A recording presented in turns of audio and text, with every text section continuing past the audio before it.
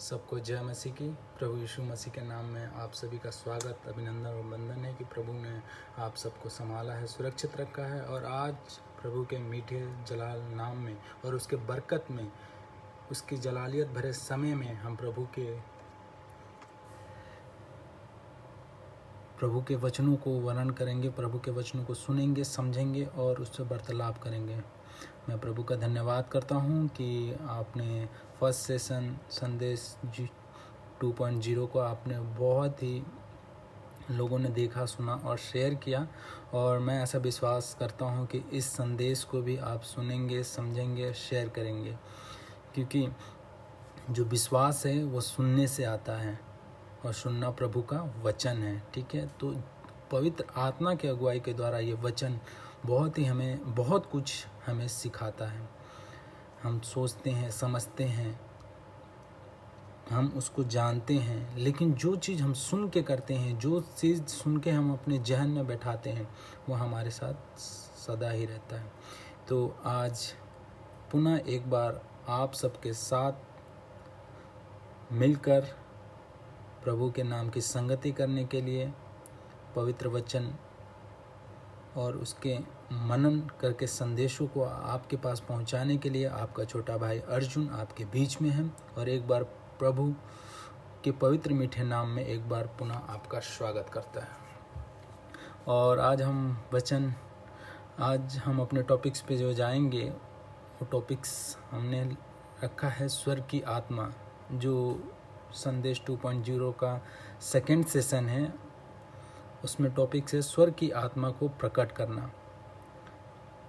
और ये मनन जो है बहुत अच्छे एक प्रभु के दास के द्वारा है। उन प्रभु के दास का नाम जैक पूनन है और उनके मैं संदेशों को हमेशा सुनता हूँ। तो आज जो संदेश जो हम सुनेंगे, वर्णन, मनन, वचन के बारे में, वो जैक पूनन सर द्वारा लिखा और वर्णित और मनन किया गया है। तो आइए उस संदेश की तरफ चले। उससे पहले हम देखेंगे कि प्रभु अपने आत्मा के द्वारा हमें हर एक बातों की उपलब्धि को देता है। हमारे मसीह भरे जीवन में एक ही चीज़ जो सबसे ज़्यादा उत्तम है, वो है मसीहत में आत्मिक होना। अगर आप मसीह में हैं तो आपको आत्मा में भरना बहुत ही आवश्यक है।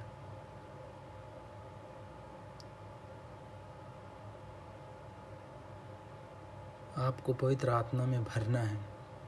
क्यों? क्योंकि प्रभु का वचन कहता है कि जैसा मैं पवित्र हूँ वैसा तुम भी पवित्र बनो।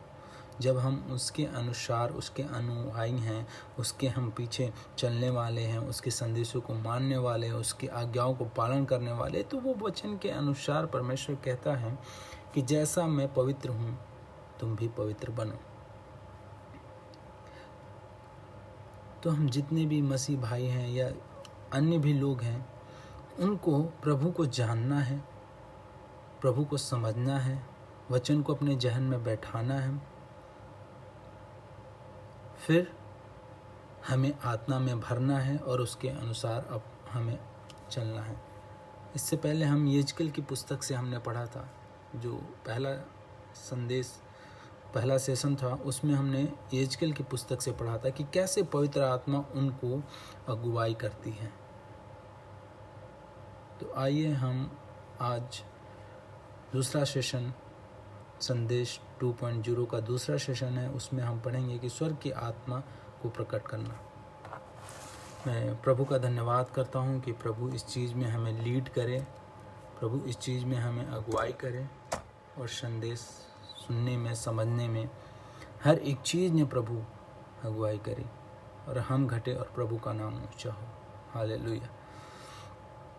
तो हम चलते हैं संदेश की तरफ। संदेश में इस प्रकार है कि पवित्र आत्मा की सेवकाई त्रिएक एकता में सभी सेवकाई की तुलना में सर्वाधिक अदृश्य है। त्रिएक, पिता, पुत्र और पवित्र आत्मा। आखिर में आके उस पवित्र आत्मा पे टिकती है जो अदृश्य है। पिता, पुत्र और पवित्र आत्मा, त्रिएक परमेश्वर, पिता, पुत्र और पवित्र आत्मा। यहाँ लिखा है कि पवित्र आत्मा की सेवकाई त्रिएकता में सभी सेवकाई की तुलना में सर्वाधिक अदृश्य है। वह प्रोत्साहित करता है और अपने काम के लिए कोई श्रेय या प्रतिफल ना चाहते हुए गुप्त और अदृश्य तरीके से मदद करता है। जो पवित्र आत्मा है हमको प्रोत्साहित करता है कि हम प्रभु में बढ़ें, वो हमारी सहायता करता है गुप्त तरीके से, हम जानते भी नहीं, और प्रभु हमारे लिए उस पवित्र आत्मा की अगुवाई के द्वारा हमारे लिए कर देता है। आगे देखते हैं कि अदृश्य तरीके से मदद करता है। वह इसमें संतुष्ट है कि लोग केवल पिता और पुत्र की ही स्तुति करें और वह स्वयं चित्र से ओझल हो जाता है। हम पिता और पुत्र की स्तुति, महिमा, वर्शिप करते हैं, और पवित्र आत्मा जो अदृश्य है वह हमें जब हम दोनों की स्तुति करते हैं, पिता पुत्र, तो पवित्र आत्मा आखिर में उसी का उद्देश्य है जो हमें मिलता है और जो हमें हमारी अगुवाई करता है। कैसी सुंदर सेवकाई है यह। इस तरह के आत्मा से भरे जाने का क्या मतलब है? यानी जो हम पवित्र आत्मा से भरते हैं, जो वर्शिप करते हैं, उसका क्या मतलब है? इसका मतलब यह है कि हम उसके जैसे होंगे, उसकी तरह एक सेवकाई होने से संतुष्ट, गुप्त, अदृश्य और बिना श्रेय लिए और दूसरों को श्रेय जाने से संतुष्ट होंगे। पवित्र आत्मा ऐसा ही कार्य करता है। वो कभी श्रेय नहीं लेता, परंतु आपको आशीषित करता है, आपको अगुवाई करता है। गुप्त में वो आपकी हर एक मदद करता है, लेकिन कभी श्रेय नहीं लेता।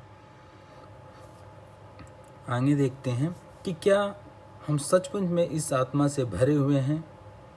बहुत से जो आज पवित्र आत्मा से भरे होने का दावा करते हैं, वे आज मसीही मंच पर अपने दानों के प्रयोग के माध्यम से खुद के लिए इस तरह से प्रमुखता की तलाश करते हैं। और आज सच में बहुत सी कलीसियाओं में बहुत से जो दास है, जो पवित्र आत्मा से भरे तो हैं, लेकिन उन पवित्र आत्मा के दानों का दुरुपयोग करते हैं, उस पवित्र आत्मा के दानों का दिखावा करते हैं। ये उस पवित्र आत्मा का श्रेय लेने लायक नहीं है, क्योंकि पवित्र आत्मा कभी श्रेय नहीं लेता। लेकिन आजकल के जो दास लोग हैं, आजकल के जो कुछ मसीही लोग हैं, जो आजकल के कुछ पासवान लोग हैं, वो इस चीज़ का दिखावा करते हैं। आगे हम देखते हैं कि पवित्र आत्मा से भरे होने का दावा करते हैं, वे आज मसीही मंच पर अपने दानों के प्रयोग के माध्यम से खुद के लिए इस तरह के प्रमुखता की तलाश करते हैं, स्वयं को बढ़ावा देते हैं और खुद के लिए पैसों की तलाश करते हैं, और उस पवित्र आत्मा के आशीष को वो ऐसे नुमाइश करते हैं कि उसके बदले उनको इनकम हो, उसके बदले वो धन इकट्ठा कर सके, उसके बदले वो लोगों को अपने झांसे में ले सके। लेकिन पवित्र आत्मा हमेशा प्रकट करता है कि हम एक मसीही जीवन में, एक मसीहत ने हम कैसे अगुवाई करें। दानियल के जीवन में देखिए, वो पवित्र आत्मा कैसे उसे अगुवाई करता था, चाहे पुराने नियम में हो या नए नियम में। पवित्र आत्मा हमेशा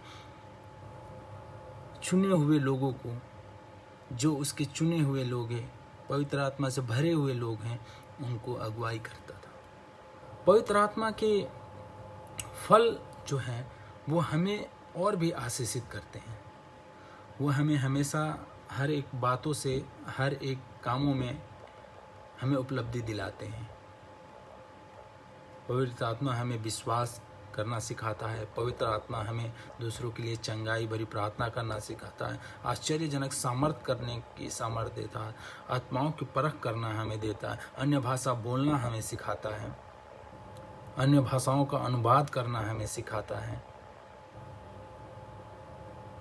और जीवन में हमेशा निरंतर हमारे लिए सहायक, जो सबसे बड़ा कार्य है, सहायक निकल के उभरता है। तो हमें इस बात का विश्वास करना है, हमें इस बात को जानना है, समझना है कि अगर हम मसीह में हैं, अगर हम प्रभु को जानते हैं, तो अपने सीमित तक ना रहें, अपने आप को सीमित तक ना रखें, परंतु उस पवित्र आत्मा में भरने के लिए अपने आप को तत्पर, अपने आप को आगे रखें। और ये कैसे होगा?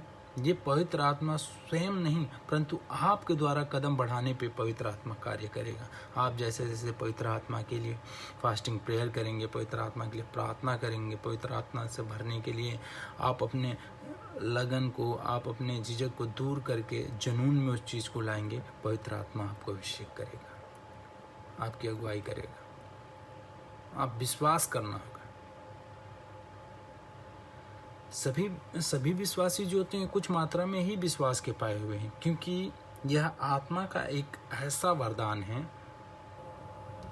उन सबों को दिया जाता है जो मसीह में विश्वास करते हैं। गलतियों 5 के 5वें अध्याय के आयत 22 और 23 में पढ़ेंगे। विश्वास एक आत्मिक वरदान है। आपको विश्वास करना है अपने आत्मा के अंदर। विश्वास एक आत्मिक वरदान है, एक ऐसे व्यक्ति के द्वारा प्रतिष्ठित किया जाता है जिसका परमेश्वर और उसके वचन, उसकी प्रतिज्ञाओं और उसके आश्चर्य कर्मों को करने के लिए प्रार्थना के सामर्थ्य में दृढ़ता के साथ और ना हिलने वाला भरोसा होता है, ना उस भरोसे से डिगमगाता है, तो पवित्र आत्मा उसको जीवन में मिलता है। हम देखेंगे आगे संदेश में कि पवित्र आत्मा से भरे होने का दावा करते, हमने पढ़ा कि पवित्र आत्मा से भरे होने का दावा करते हैं वे आज मसीही मंच पर अपने दानों के प्रयोग के माध्यम से खुद के लिए इस तरह के प्रमुखता की तलाश करते हैं कि स्वयं को बढ़ावा देते हैं और खुद के लिए पैसों की तलाश करते हैं। यह कुछ और ही है, परंतु यह पवित्र आत्मा का कार्य नहीं है। पवित्र आत्मा का कार्य वो है जो दूसरों के लिए सहायक बन सके लेकिन श्रेय ना ले, जो दूसरों के लिए कार्य करे लेकिन श्रेय ना ले, जो दूसरों को चंगाई दिलाए लेकिन अपने आप में श्रेय ना ले कि ये मेरे द्वारा चंगा हुआ है। लेकिन आज क्या है, बहुत से पवित्र आत्मा में भरे हुए दास जब दूसरे को चंगा करते हैं, जब किसी के लिए चंगाई का कार्य करते हैं, जब दूसरों को छुटकारा मिलता है, तो उसका बैनर, पोस्टर, वीडियो सब कुछ शेयर करते हैं और अपने आप का दावा करते हैं कि मैं पवित्र हूँ और मेरे द्वारा ये चंगा। नहीं, पवित्र आत्मा इस चीज़ को नहीं दर्शा। पवित्र आत्मा जैसे हमने पढ़ा वो कभी श्रेय नहीं लेगा, अपना कार्य करेगा लेकिन श्रेय नहीं लेगा। उसी तरह हमें अपने हमारे दासों को बनना है, प्रभु पे विश्वास करने वालों को बनना है कि श्रेय नहीं लेना है। वो सारा कार्य पिता का है, पिता, पुत्र, पवित्र आत्मा का कार्य, आपका नहीं है। हम आगे देखते हैं कि यह सब पवित्र आत्मा की नकल करने वाली किसी अन्य आत्मा का काम है और कलीसिया में इस तरह की नकल और धोखे का पर्दाफाश करना हमारा कर्तव्य है। हम सभी का कर्तव्य है कि लोगों को जागरूक करें, समझाएं, उसको बताएं। अगर आज किसी पशुवान के उस कार्य को, दिखावेपन को आप बोलेंगे तो उल्टे जो उन कलीसिया के लोग हैं, जो उनके जानने वाले हैं, एक दूसरे पे चढ़ाई करेंगे, आपने ऐसे कैसे बोला, आपने नहीं। हमें सबसे पहले ज़रूरी है हम वचन का मनन करें। सबसे पहले ज़रूरी है जो किताबें लिखी गई हैं उनके बारे में मनन करें, मसीही में डिपली जाए, मसीह के वचन में डिपली जाए। क्या प्रभु कहना चाहता है उस चीज़ को हम समझें, उस चीज़ को हम अपने जीवन में ग्रहण करें। प्रकाशित वाक्य 4:10 में लिखा है, हम पढ़ेंगे प्रकाशित वाक्य 4:10 में कि स्वर्ग के पहलुओं में से एक देखा जाता है। वहाँ हमने पढ़ा कि प्राचीनों ने परमेश्वर के सामने अपने मुकुट डाले और किसी के भी नहीं परंतु केवल यीशु के सिर पर स्वर्ग में मुकुट होगा।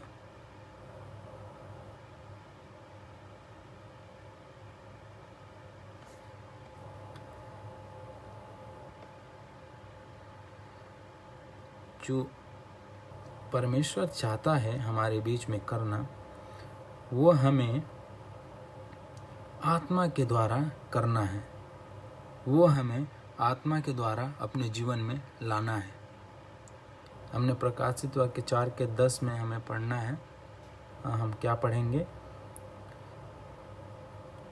इस प्रकार लिखा है वहाँ पे कि तब 24 प्राचीन सिंहासन पे, जो उस समय के अगुआ लोग थे, प्राचीन लोग थे, जो उस समय प्रभु को जानने वाले लोग, वो आत्मा में भरे हुए लोग थे, तब 24 प्राचीन सिंहासन पर बैठने वाले के सामने गिर पड़ेंगे और उनमें से युगा युग जीविता है प्रमाण करेंगे, और वो खुद अपने मुकुट सिंहासन के सामने यह कहते हुए डाल देंगे।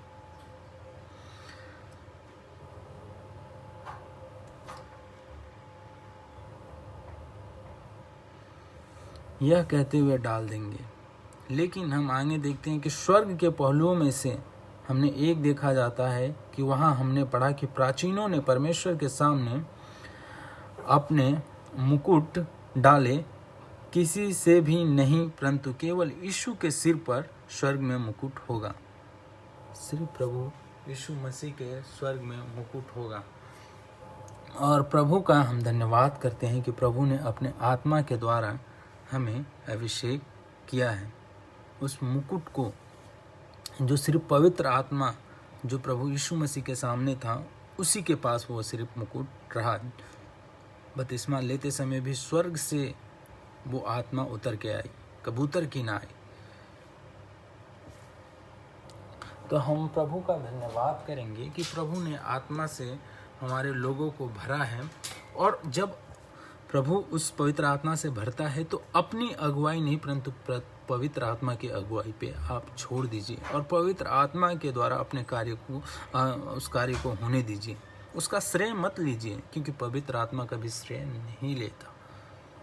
वो अदृश्य काम करता है, अद्भुत काम करता है। आपके जीवन में काम करेगा, आपको पता भी नहीं चलेगा। हम आगे देखते हैं, स्वर्ग में कोई भी विशेष भाई या बहन नहीं है। जो स्वर्ग स्थान है वहाँ कोई विशेष भाई और बहन नहीं है कि नहीं इनका ओहदा ये है, नहीं इनका ओहदा ये है, ये प्रमुख हैं, ये वो हैं। नहीं, स्वर्ग में सब बराबर एक समान है।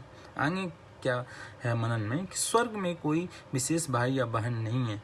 जो लोग कलीसिया में विशेष और भाई बहन बनाना चाहते हैं, वे कलीसिया में नरक का वातावरण लाते हैं। लेकिन यही चीज़ें कलीसिया में है। अरे ये भाई हैं, ये खजांची हैं, ये कोऑर्डिनेटर हैं, ये वो हैं, ये इनसे बढ़ के पदवी है, ये पास्टर के नीचे हैं, ये असिस्टेंट पास्टर हैं। ऐसा कुछ नहीं होना चाहिए।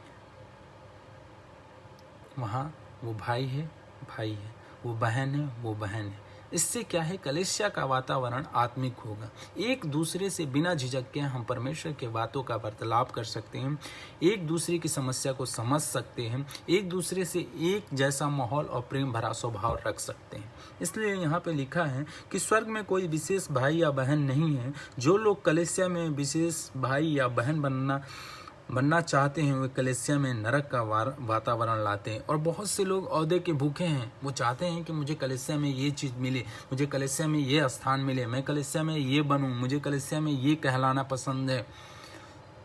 ये चीज़ें नहीं होनी चाहिए।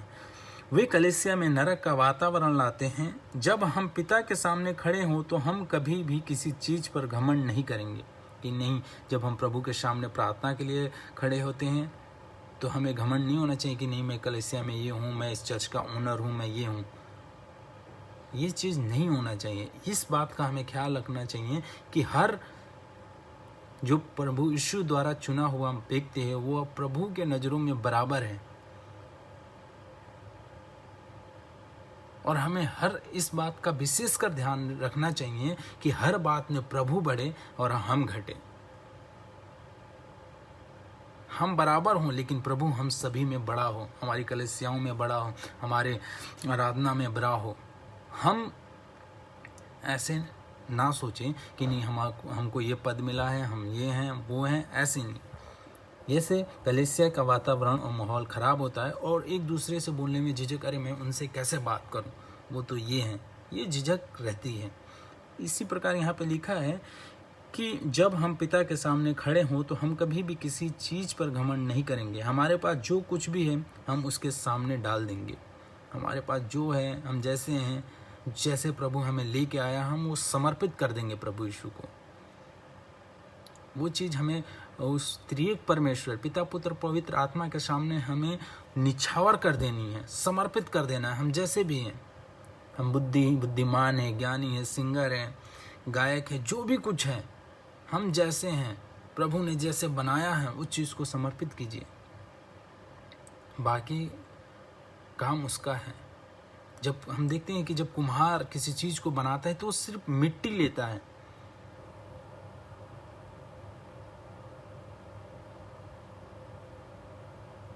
वो मिट्टी से बनाता है, और वो कैसे उसको गढ़ता है, वो कैसे वो करता है, वो जानता है, क्योंकि मिट्टी वहाँ समर्पित कर देती है अपने आप को कुम्हार के हाथों में, और कुम्हार जैसे चाहता है वैसे ही बनाता है। इसलिए हम अपने आप को मिट्टी समझे। गीत भी है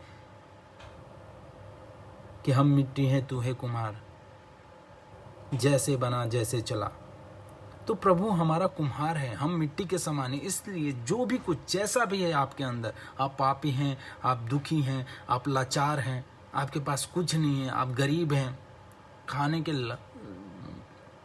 खाने के आपके पास दिक्कत है, हर चीज़ की समस्या है, बीमारी है, वो सब चीज़ आप प्रभु के हाथों में सौंप दें। जैसे मिट्टी कुम्हार के हाथों में अपने आप को सौंप देती है, और वो कुम्हार उस पर अपनी रचना के द्वारा कैसे आकार दे के अच्छे अच्छे बर्तन बना देता, उसी प्रकार हमारा प्रभु यीशु जब हम अपने आप को सौंपेंगे तो वो त्रिएक परमेश्वर पिता पुत्र पवित्र आत्मा के द्वारा हमें बहुत ही उत्तम बनाएगा। हालेलुया। तो हम आगे देखते हैं कि जब हम पिता के सामने खड़े हों तो हम कभी भी किसी चीज़ पे घमंड नहीं करेंगे। हमारे पास जो कुछ भी है हम उसके सामने डाल देंगे। स्वर्ग में कोई भी कभी भी यह मेरा है नहीं कहेगा, क्योंकि स्वर्ग में ऐसा नहीं होगा। हर चीज़ एक समान होगी, हर किसी के लिए एक बराबर होगा, हर किसी के लिए स्वर्ग में नियम एक होगा, कानून एक होगी, आदर सत्कार सेवा भाव सब एक होगा। क्यों? क्योंकि वो पवित्र आत्मा का स्थान है, पवित्रता का स्थान है स्वर्ग में कोई भी कभी भी यह मेरा है नहीं कहेगा। किसी भी चीज़ के लिए उसके पास है, यहाँ तक कि उस मुकुट के लिए भी नहीं कहेगा जो उसे प्राप्त हुआ है। अगर उसको विशेष कुछ चीज़ भी प्राप्त हुई है तो वो स्वर्ग में इस बात को जाहिर नहीं कर सकता। जब स्वर्ग का वातावरण हमारी कलीसिया में फैलना आरंभ कर देता है, तब हम किसी भी वस्तु के विषय में जो हमारी है यह नहीं कहेंगे कि यह मेरी है। जब आपके कलीसिया में, आपके आराधना में जब पवित्र आत्मा उतरती है तो वह हर एक किसी को छूती हुई जाती है, हर किसी के हृदय में समाती है, हर किसी को टच करती है। और वो ये नहीं कहती कि ये मेरा है, ये मेरा नहीं है, ये पापी है, ये अच्छा है, ये सुंदर है, ये बुरा है, ये काला है, ये नीला है, ये पीला है। नहीं, वो सब के लिए एक समान पवित्र आत्मा उतरती है और वो पवित्र आत्मा हमें भरती है। आप इस संदेश को सुन रहे हैं तो मैं गुजारिश करूंगा, निवेदन करूंगा कि इसको शेयर करें ताकि और भी लोग देखें, समझे, सुने और प्रभु पे विश्वास लाएं और पवित्र आत्मा में बढ़ना, प्रभु के अनुग्रह में शुरू करें, आरंभ करें। आइए हम देखते हैं संदेश की तरफ कि कलीसिया में तब तक हम किसी वस्तु के विषय में जो हमारी है यह नहीं कहेंगे कि यह मेरी है। सब कुछ परमेश्वर का माना जाएगा और इसलिए पृथ्वी पर परमेश्वर के राज्य के प्रसार के लिए मुफ्त में उपलब्ध होगा। परमेश्वर ने सेत में मुफ्त में फ्री में दिया है तो हमें भी फ्री में देना है। पवित्र आत्मा भी फ्री में मिलता है, उसके लिए कोई मोल भाव चढ़ावा नहीं है, बशर्ते आपको उस लायक बनना पड़ेगा। पवित्र आत्मा कैसे लोगों को, दया भरे लोगों को ढूंढता है, करुणा भरे लोगों को ढूंढता है, आत्मिक लोगों को ढूंढता है। उसके लिए कोई पैसे नहीं दे सकते कि नहीं मुझे पवित्र आत्मा पाना है, पैसे दूंगा, मुझे पवित्र आत्मा मिलना चाहिए, पास्टर जी मेरे को बहुत दुआ करो। नहीं, वो आप ही के योग्यता पे, आपके हृदय पे, आपकी करुणाता पे, आपकी दीनता पे, आपकी आत्मिक दीनता पे पवित्र आत्मा आपको मिलता है और अगुवाई करता है, जो कि सेहतमंद है और फ्री है। हम देखते हैं कि परमेश्वर के राज्य के प्रसार के लिए मुक्त सेतुमेद में उपलब्ध होगा। हर कंजूस, हर स्वार्थी व्यक्ति जो स्वयं और स्वयं के फायदे के लिए जीता है, वह शैतान के नियंत्रण में।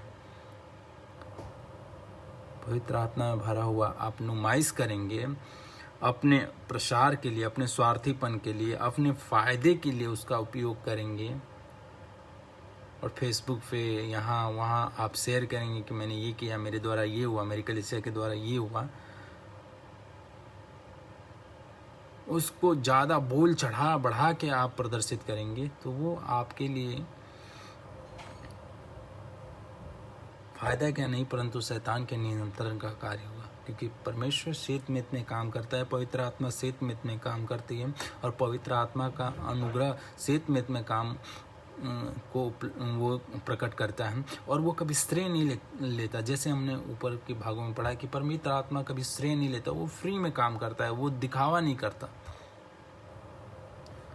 आगे हम देखेंगे कि यह परमेश्वर के हृदय में एक बड़ा दुख यह है कि धरती पर उसके लाखों बच्चों के बीच कोई संगति नहीं है, और जो ऐसा करते हैं उनके बीच परमेश्वर की संगति टूट जाती है। उनका पवित्र आत्मा उनके हृदय में कहीं जाके एक छोटा सा स्थान ले लेता है और वो उगता रहता है कि फिर पहले जैसा वो प्यार करे तो मैं उसके ऊपर बहुत सारे कार्य को करूं। आपका रिश्ता नहीं टूटेगा, परमेश्वर के साथ आपका रिश्ता नहीं टूटेगा, लेकिन जो पवित्र आत्मा का कार्य है वो जरूर छूट जाएगा। तो इसीलिए हमें परमेश्वर के हाथों में अपने आप को देना है, उसकी अगुवाई में चलना है, वो जैसे हमें चलाना चाहता है उसके अनुसार हमें चलना है और अपने आप को समर्पित कर देना है। आगे हम देखते हैं कि धरती पर उसके लाखों बच्चों के बीच कोई संगति नहीं है और इन बहुतों के हृदय में दूसरों के खिलाफ कड़वाहट है। और आज यही है इस धरती पे, परमेश्वर के द्वारा बनाए हुए मनुष्य, उनके बीच में एक दूसरे के प्रति कड़वाहट है, प्रेम नहीं है, एक दूसरे के प्रति जलेश है, एक दूसरे के प्रति कष्ट है। यही हम आगे पढ़ते हैं कि इन बहुतों के हृदय में दूसरों के खिलाफ कड़वाहट है। अन्य स्वयं धार्मिक फरीसी हैं और अपने आप को धार्मिक फरीसी भी बनते हैं।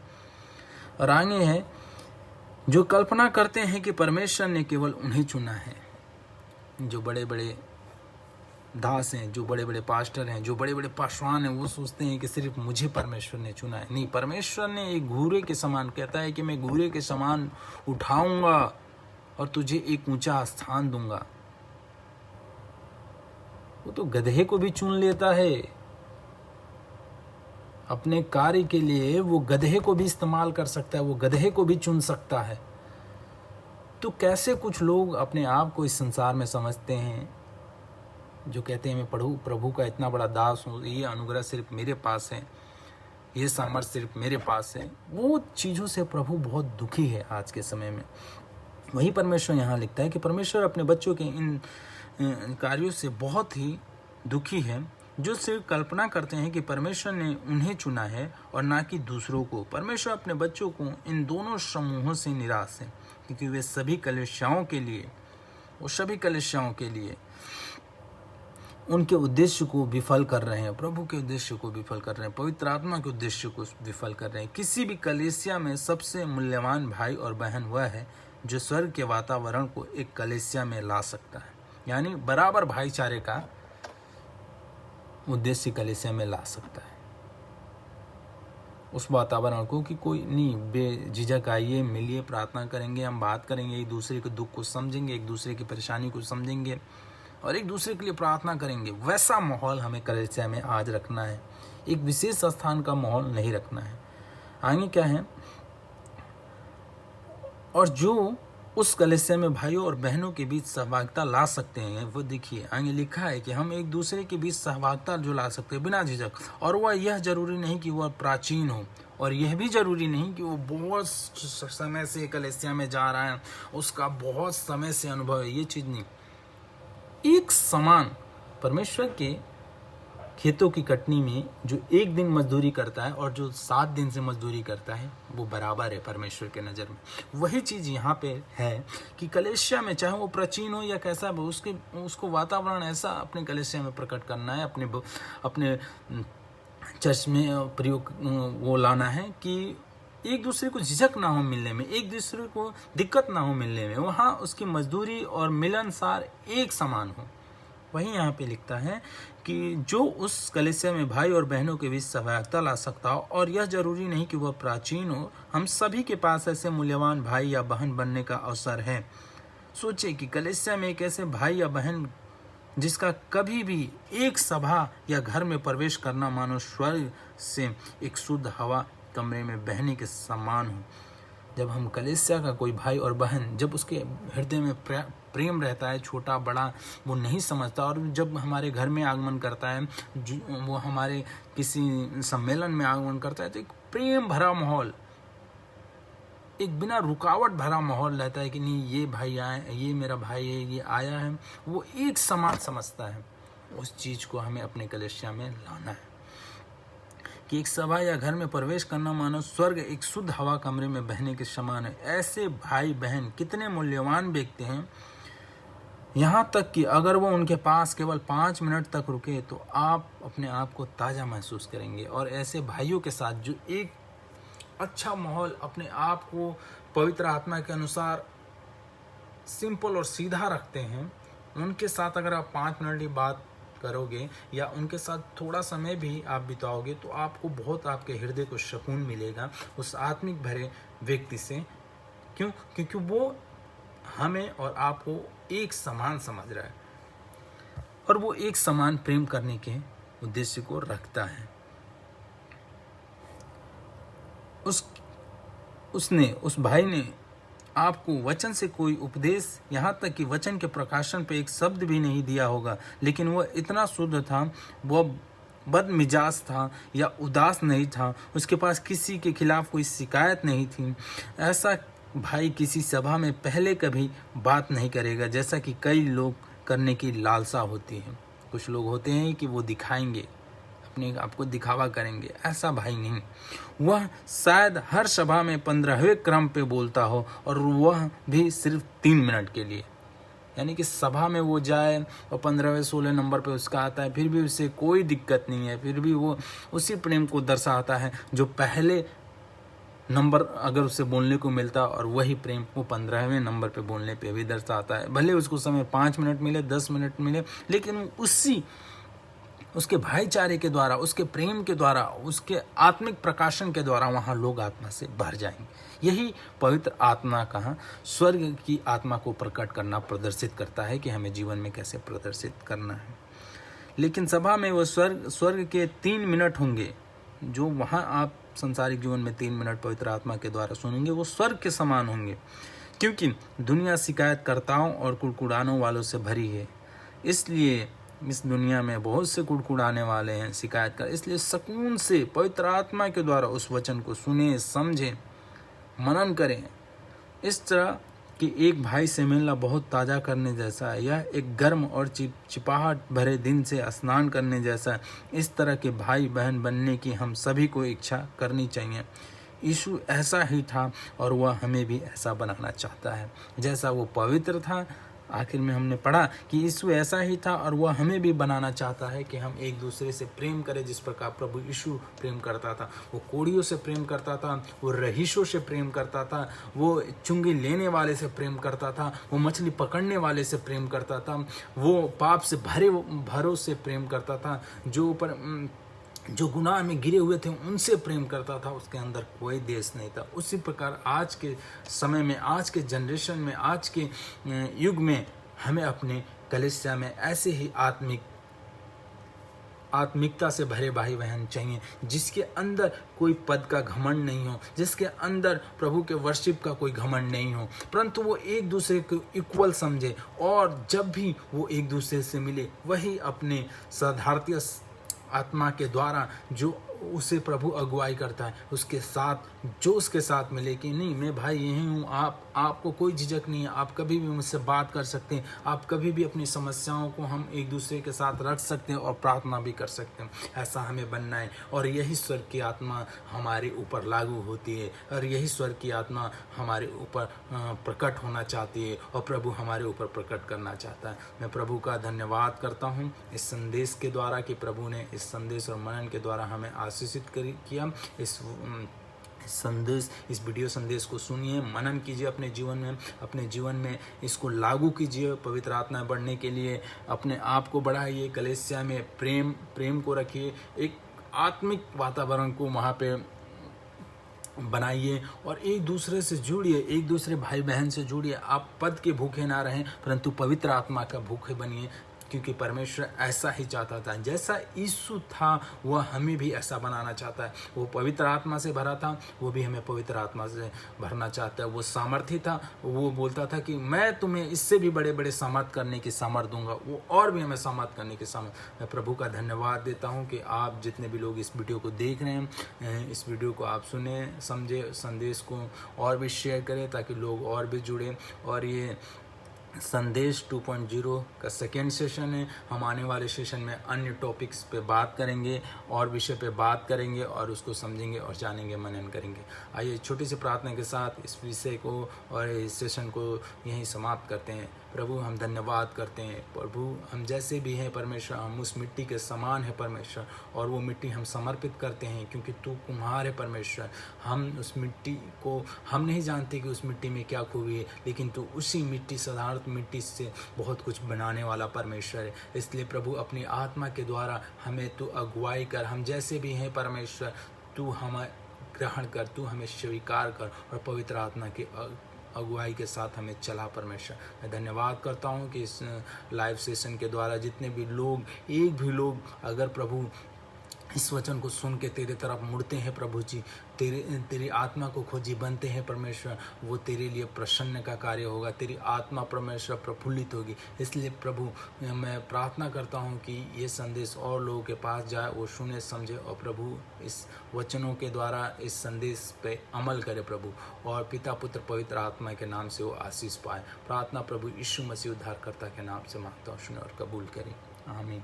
सबको जय मसीह की। एक रिक्वेस्ट है कि इस वचन को और शेयर किए। आने वाले सेशन में फिर से हम फ्राइडे लाइव होंगे और हम मेरे लिए प्रार्थना कीजिए। अगर इस विषय में, इन चीज़ों में आपके जो भी इम्पोर्टेंट्स, जो भी आपका कमेंट सेशन है उसको दीजिए ताकि मैं और भी अच्छे से लाइव सेशन करूं और प्रभु के संदेश को आपके पास पहुंचाऊं। सबको जय मसीह की।